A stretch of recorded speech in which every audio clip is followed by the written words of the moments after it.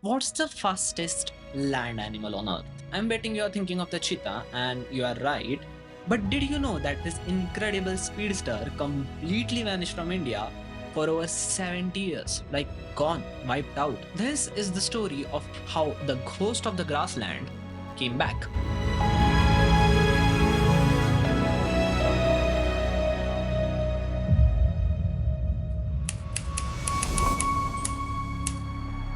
Hey, this is Mansab, and you're watching Simply Wild.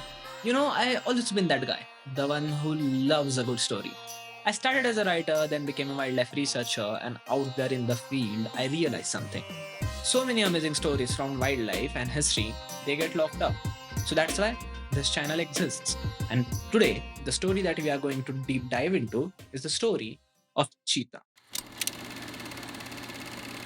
For centuries, cheetahs were the prized hunting companions of Indian royalty. But this wasn't just any hunting. This was an art form called as coursing, and it was pure spectacle. The word cheetah itself has a fascinating origin. It comes from the Hindustani word, both Urdu and Hindi, cheetah, which traces back to its Sanskrit origin, which comes from the word chitreya, meaning adorned or painted. It is literally referring to their spotted coat. In the past, they were often called as hunting leopards as well, because unlike other big cats, they could be tamed and used for coursing. But here's the fun linguistic detail. The scientific name of the cheetah, Acinonyx, comes from the Greek word akinos, which means unmoved, and onyx, meaning snail. So, immobile nails. A reference to the cheetah's limited ability to retract its claws, unlike other cats. Unlike tigers or leopards, cheetahs were never feared as man eaters. People saw them as oddly gentle and trainable despite being wild. I want you to picture something: the Mughal Emperor on horseback, and beside him, a cheetah, blindfolded and hooded, riding on a special cart. When a herd of a black buck was spotted, the cheetah would be unhooded and then just an explosion of speed. But here's what's the truly wild thing is: Emperor Akbar the Great didn't just have 1,000 cheetahs, yes, just casual 1,000 cheetahs, like I mentioned, but over his entire reign, he supposedly housed up to 9,000 cheetahs. 9,000! Akbar had a favorite cheetahs with names and personalities and even coat ranks. His most famous cheetah was called Madan Kali. I'm not even kidding. Why are you the way that you are? And this cat was treated like royalty. It had a seat near Akbar's throne and was paraded at royal events like a visiting dignitary. The training process of the cheetah was surprisingly quick, like just 3 to 4 months. Trainers would hold the cat, leash them like hunting dogs, and release them for black buck and gazelle hunts. And it's like having a living, breathing sports car that you could direct at a prey. Jahangir, Akbar's son, once used cheetah to catch over 400 antelope in a single hunt around Delhi. 400. And here's the kicker: Jahangir actually managed to breed cheetahs in captivity, something that was almost impossible then, and it is still incredibly difficult today. But here's the fundamental problem with this whole system: cheetahs, like I said, are notoriously difficult to breed in captivity. So, where did all these thousands of cheetahs come from? They were all captured from the wild. For centuries, the royal courts were consistently removing adult cheetahs from the wild population, like it's managing the endless withdrawals from a bank account without even making a deposit. And for the long time, the wild population was large enough to handle it. But it was a system doomed to fail. And then came the British Raj, and everything changed. The British completely flipped the script on cheetahs. Where the Mughals saw royal partners, British saw vermin. The colonial government actually offered bounties for killing cheetahs. Bounties. Can you imagine that shift? From being seated next to an emperor's throne to having a prize on your head. The sport of hunting them picked up with firearms. But it wasn't just British officers. Indian princes continued the tradition, but now it was about trophies, not partnership. And here's something even more desperate, by the way. By the early 1900s, cheetahs had become so rare in India that Indian princes were actually importing cheetahs from Africa just to keep their sport alive. They were literally replacing India's extinct cheetahs with African ones to maintain the tradition. Add to the fact that cheetah's home, the open grasslands and scrub forest that they needed to run, was shrinking rapidly, being converted for agriculture, railways, and plantations. The cheetahs was caught in a perfect storm of constant depletion for hunting, direct persecution as vermin, and its habitat disappearing from under its paws. And the end came with a quiet and tragic swiftness. In 1947, it's widely reported that the last three known wild cheetahs in India were shot by Maharaja Ramanuj Pratap Singh Dev of Sarguja. There's a single photograph from this moment. Three beautiful cheetahs laid out the final punctuation mark on their long history in this land. It's a photograph that haunts anyone who sees it, the literal end of an era captured in black and white. By 1952, the Indian government officially declared the cheetahs extinct within its border. The speedster was gone, and the ghost of the grassland had vanished. But here's something that adds even more mystery to the story, that there were scattered rumors and unconfirmed sightings of cheetahs in central and southern India into the 1970s, but no confirmed wild births after 1950.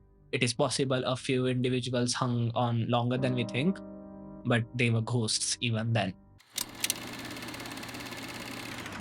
For 70 years, the cheetahs was just a memory, a story in history books, a carving in a temple walls, a symbol without substance. But the dream of bringing it back never really died. That dream turned into, how to put it, one of the most controversial wildlife projects India had ever attempted, Project Cheetah. The idea was this: the Asiatic cheetah, the original subspecies that lived in India, now survives only in Iran, with a fewer than 50 individuals remaining. They are critically endangered and unavailable for translocation. So, could we use their African cousins to fill that empty space in our ecosystem? It would be the world's first intercontinental translocation of a large carnivore. If you ignore the Indian princess hunting thing that they did. Anyway, after years of planning and international negotiation, it happened. In September 2022, eight cheetahs from Namibia were flown to India and released into specially built enclosures at Kuno National Park in Madhya Pradesh. More followed from South Africa, 20 cheetahs in total. Prime Minister Modi himself released the first cheetah, and it was a moment of incredible national pride, international headlines, and a genuine hope. The ghost, it seemed, was returning to reclaim its ancient territory. But this is where our story takes a complicated, heartbreaking turn. Because bringing an animal back from extinction isn't like rebooting a computer or restarting a stopped clock. The project became the subject of intense scientific and political debate almost immediately, and the statistics are sobering. Since the translocation began, nine adult cheetahs and several cubs have died. That's a mortality rate around 40% for adults and 30% for cubs. The cause of death have been varied and tragic. Territorial fights between cheetahs, kidney failures, infections, intense heat stress, and complication from the stress of adaptation. Each death became a national news story, and that added fuel to the growing controversy around the project. South Africa, one of the source countries, has actually paused further cheetah exports to India while conducting a review of the project. That's how serious the concerns have become. Critics argue that the project is ethically and scientifically problematic. They point to the high mortality rates, the use of soft release enclosures that may not properly prepare the cheetahs for the wild, genetic concerns about mixing different African populations, and the questions about whether the Indian landscape has changed too much in 70 years to support cheetahs. On the other side, wildlife officials and project defenders argue that this kind of mortality is expected and even adaptive during such risky and unprecedented experiment. They point to successful births, gradual adaptation, and the learning process that both humans and cheetahs are going through. They argue that conservation is never clean or easy, and that giving up would mean accepting the permanent loss of an entire species from the Indian landscape. Cheetahs have low genetic diversity, making them susceptible to diseases. They are not great fighters. They are built for speed, not combat. They lose skills to stronger predators like leopards and hyenas. They overheat easily after chases.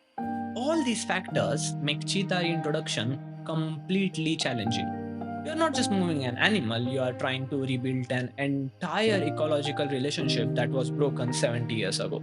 The cheetah story is about more than just one species. It's about our relationship with wild itself.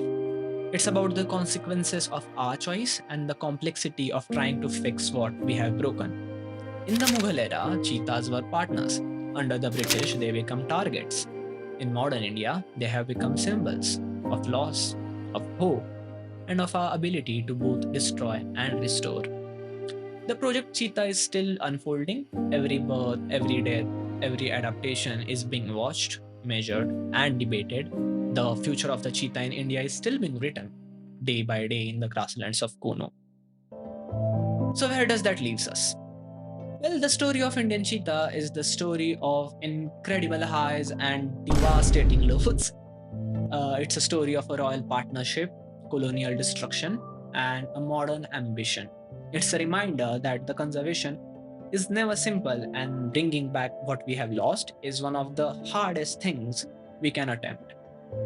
The future of cheetah in India hangs in balance, but the fact that we refuse to accept permanent loss says something important about who we are as a species. And that brings us to the end of season 1 of Simply Wild. But there are more stories out there, wilder stories out there, stories that takes us beyond just Indian wildlife history into the realm of myth and legend. Season 2 of Simply Wild is coming, and we are going global. We are hunting for the real, not hunting, like not hunting. Sometimes I'll start a sentence and I don't even know where it's going. I just hope I find it along the way. We are hunting from the real animals that inspired humanity's greatest monsters. From the wolf that scared the Norse gods to the fox spirits of Japan. From the griffin born from a fossil bones to the creature that exists only in our imagination. The wild is about to get mythical.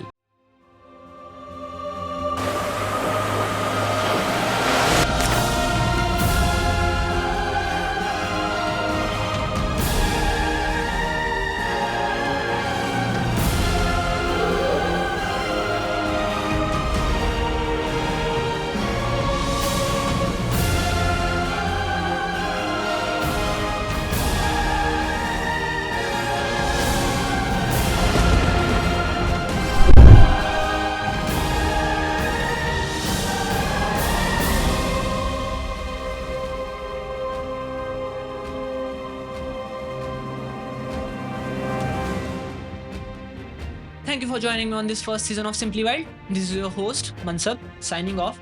Until season 2, keep that curiosity blazing and always keep it simply wild. And I'll see you in the next one.